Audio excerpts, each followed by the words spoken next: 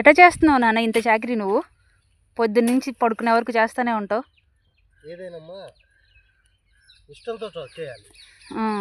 చాలామంది కష్టపడి చేయాలంటారు, కష్టం కాదు, ఇష్టంతో చేయాలి. చదువు కూడా అంతే, ఇష్టంతో చదవాలి.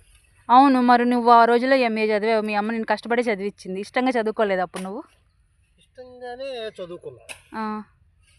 మరి ఇప్పుడు నువ్వు ఇలా కష్టపడుతుంటే మీ అమ్మ బాధపడుతుంది కదా? బాధ అనేది సహజం. ఇవాళ నాకు 60 ఏళ్ళు వచ్చినా నేను ఆరోగ్యంగా ఉన్నా. నా స్నేహితులు చాలామంది మంచి మంచి ఉద్యోగాల్లో ఉన్నారు.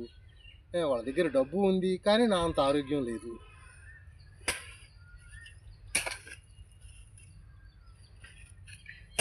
ఫైనల్గా ఏం చెప్పాలనుకుంటున్నావు?